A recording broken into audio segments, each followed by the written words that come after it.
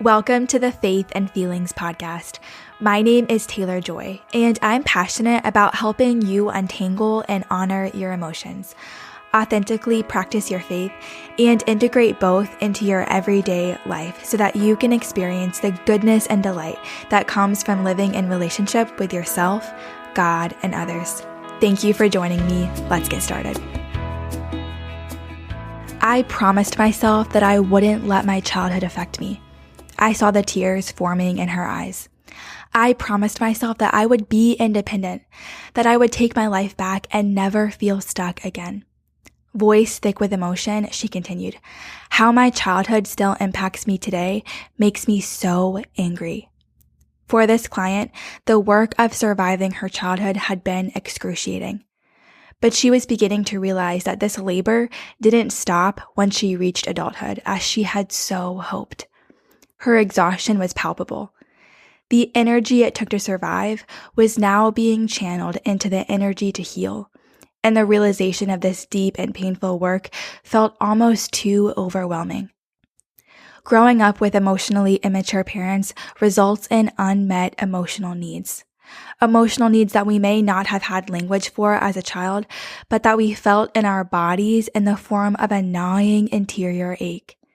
So many of us, like this client, long to believe that once we reach adulthood, we can switch off this ache like a light switch.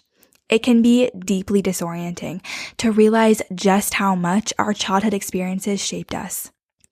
Not being sufficiently responded to by our primary caregivers can be devastating to a child's development, impacting us on every level of functioning. As children, God designed us to instinctively adapt and to learn to cope with these unmet emotional needs by whatever means necessary. The ways we learned to cope were incredibly adaptive as children. They helped us survive. But they are also deeply ingrained in us and often become our body's instinctual way of approaching life, responding to problems, and relating to ourselves and others. How we learn to cope with childhood wounds and unmet needs often become the dysfunctional patterns that we live out in adulthood. This is one way that the impact of emotionally immature parenting can leak into our adult lives. As I've invited us to look back and reflect on our childhoods in this series, it's so important to understand that naming the wounds from our childhoods isn't about blame. It's about understanding how these wounds impact us now so that we can heal and thrive. Naming patterns from our past empowers us to move forward with confidence and clarity, giving us the chance to heal, grow, and show up to our relationships in new ways. I'm learning that getting to know our stories is one of the most selfless acts of service that we can do. As psychologist Allison Cook says, healing starts with noticing and naming the patterns. Our bodies and souls are designed with a bent towards healing. When we begin to notice patterns and invite God's Spirit into this process, change happens. Awareness is the beginning of transformation, and understanding why we react the way that we do is how we change. This is hard and painful work, but as I heard it said recently, we do this work to become fierce, tender lovers of God, others, and ourselves. So in today's episode, we're going to spend some time talking about the ways that we may have reacted to emotionally immature parenting as children, and how these childhood coping styles might be showing up in our adult lives today. In her work with adult children of emotionally immature parents, psychologist Lindsey Gibson identified two general styles of coping with unmet needs as children, by internalizing our problems or externalizing our problems. In other words, when we experienced emotional deprivation as children, did we believe it was up to us to change things?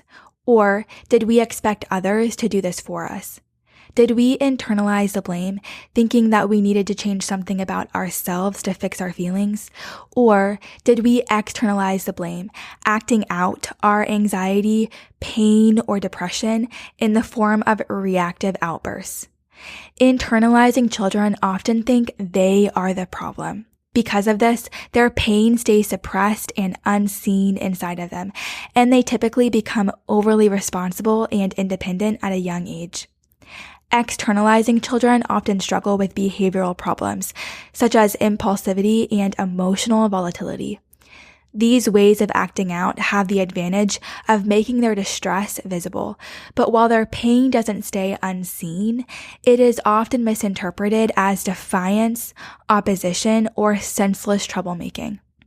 Children typically adopt one style or the other as they struggle to get their needs met. Which style you adopted is typically more a matter of personality and constitution than choice. And it's so important to understand that both styles are an attempt to get needs met. These two styles of externalizing or internalizing exist on a continuum of severity. And as we move through life, we may go through periods of being more internalizing or externalizing. However, our basic nature is likely to lean more one way than the other. In the next few minutes together, we're going to explore each coping style, but I think it's helpful to recognize that the goal for both types is balance. Healing and growth for internalizers looks like learning to seek help from others, and healing and growth for externalizers looks like learning to look inside themselves for control. Let's go deeper into this. As adults, how do we know if we tend to be more of an externalizer or internalizer? I'm going to highlight some common characteristics of both, and as you listen, notice if any seem relevant to you or someone you know. Keep in mind that these attributes lie on the extreme end of the spectrum, highlighting the differences in how these two types approach life's difficulties. While most people resemble one type more than the other, they typically fall somewhere along the continuum. Let's start with externalizers. What are some common externalizer traits? Externalizers often live more in the present, not considering future consequences. They typically think solutions come from the outside. They react to whatever is going on, viewing the problem as someone else's fault or blaming their circumstances. They are also often impulsive and more self-focused, thinking that others should change to improve the situation. In essence, externalizers believe that their problems need to be solved by someone else. They often look to others to make them feel better, sometimes with a hint of resentment about not being helped sooner. You might picture them as always looking for an external power source to plug into. Because they're always looking outside themselves to feel better, externalizers don't work to develop more self-control. A core trait of externalizers is thinking that reality should conform to their wishes rather than adapting to it. Let's move to the next type. What are some common traits of internalizers? Internalizers often live more in the future, worrying about and overestimating difficulties. They typically think solutions start on the inside and engage in self-reflection, attempting to figure out problems and work on them independently. They also tend to think before they act, feeling guilty easily, and often considering what others need first. They find the inner psychological world fascinating and frequently consider how they can change themselves to improve the situation. Essentially, internalizers believe that they can make things better by trying harder, and they instinctively take responsibility for solving problems on their own. Their main sources of anxiety are feeling guilty when they displease others and the fear of being exposed as imposters. In their biggest relationship downfall, being overly self-sacrificing and then becoming resentful of how much they do for others. Do you see how many of these traits could be seen as a benefit or a liability depending on the situation? Under the right conditions, each coping style might be useful. Problems tend to arise when we get stuck at the extremes of either style of coping. In her research, Lindsey Gibson found that most children of emotionally immature parents are internalizers. So in our last few minutes together, I want to spend some time going a little bit deeper into this coping style. If we developed an internalizing coping style as children, how might this impact us in adulthood? What are some common patterns that might be showing up in our lives today? I'm going to briefly highlight 8 common patterns, and as you listen, notice if any seem relevant to you or your current reality. Number 1, internalizers are highly sensitive and perceptive. Internalizers are incredibly perceptive and far more than most people notice everything. This often results from having to be extremely attuned to the inner states of others during childhood. As adults, they often absorb their environment, including sights, sounds, and emotional cues. This sensitivity can be both a blessing and a curse, as they constantly find themselves hypervigilant to people and the world around them, whether they want to be or not. Number 2, internalizers can have difficulty finding the emotional connection they crave. Because they're so attuned to feelings, internalizers are sensitive to the quality of emotional intimacy in their relationships. They ache for emotional spontaneity and intimacy, and nothing hurts their spirit more than being around someone who won't engage with them emotionally. Internalizers have a powerful hunger for relational depth, and when they can't make this kind of connection, they feel emotional loneliness. As children, they may have learned to perceive their desire for emotional engagement as too needy or dependent, but it's so important that they see it as a good thing. Number 3, internalizers often apologize for needing help. They often learn to become overly independent in childhood, so when they finally seek help, including therapy, they often feel embarrassed and undeserving. Some may even comment that they shouldn't be taking up therapy time when there are so many other people who need help more than they do. If internalizers were shamed for their emotions during childhood, then they may be embarrassed to show any deep emotion as adults. They are often caught off guard when others show genuine interest in how they feel. Number 4, internalizers can feel disconnected from their own emotions. Children who had to be tough and handle things on their own may develop a rejecting attitude towards their own feelings.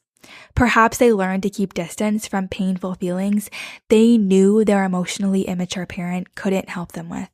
As children, their anger, fear, or sadness may have been met with shaming or sarcasm, so they learn to stay safe by disconnecting emotionally. Additionally, their innate sensitivity can become an object of their own self-criticism and self-contempt. Number 5, internalizers may not recognize safe versus unsafe people. As children, they may have experienced abuse, but their upbringing conditioned them to not be able to recognize this abuse or mistreatment for what it was. Since internalizers look within themselves for reasons why things go wrong, they may blame themselves or consider their childhood experiences normal. As a result, they may have difficulty recognizing abusive behavior in their adult relationships. Number 6, internalizers tend to do most of the emotional work in relationships. As children, they may have been forced to be overly responsible, such as caring for younger siblings when parents were swamped with a crisis, or paying attention to everyone's feelings to see who was upset and needed to be calmed down. In adulthood, they become accustomed to supplying most of the empathy and doing more than their fair share relationally. Oftentimes, they'll act as if there's reciprocity when there isn't.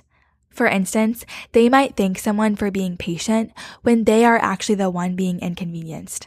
They often make up for other people's lack of engagement by seeing them as nicer and more considerate than they really are. Number 7, internalizers often attract needy people. From an early age, internalizers can be so self-contained that most emotionally immature people can't resist leaning on them. In adulthood, they are so perceptive and sensible that even people they've never met before may instinctively trust them in a stressful situation. Number 8, internalizers can believe that self-neglect will bring love. Many internalizers subconsciously believe that neglecting oneself is a sign of being a good person. Because of their attunement to others, they can get so focused on other people's issues that they lose sight of their own needs and overlook how the emotional drain is hurting them. Also, they are often secretly convinced that more self-sacrifice and emotional work will eventually transform their unsatisfying relationships. So the greater the difficulties, the more they try. And that is 8 common patterns of internalizers in adulthood.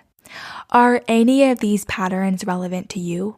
If your answer is yes, then I want to emphasize 2 important things as we close. First, it's so important to remember that these patterns were incredibly adaptive as children. For many of us, engaging in these patterns is how we survived. I imagine God holding so much compassion for these patterns and wounded parts of us. And I can also imagine God's invitation to join him in this compassionate posture towards ourselves. And second, I think it's so important to understand that no matter what happened to us in the past, we can begin changing some of these patterns. We can start to do this internally. How? By just beginning to notice and name these patterns as they happen. As we invite God into this process, we can ask him to help us see when these patterns are showing up in our lives. And when we lean into these moments with curiosity, we will begin to see so many opportunities to make small changes, one step at a time. I'm so grateful that you listened to today's episode. Thank you for spending time with me. I'd love to hear from you. Connect with me on Instagram at TaylorJoy or through my website, taylorjoymurray.co. Also, if you enjoyed this conversation, it would mean so much to me if you took a minute to subscribe and review the podcast. This is an easy way to partner with me and is invaluable in reaching new listeners. Until next week.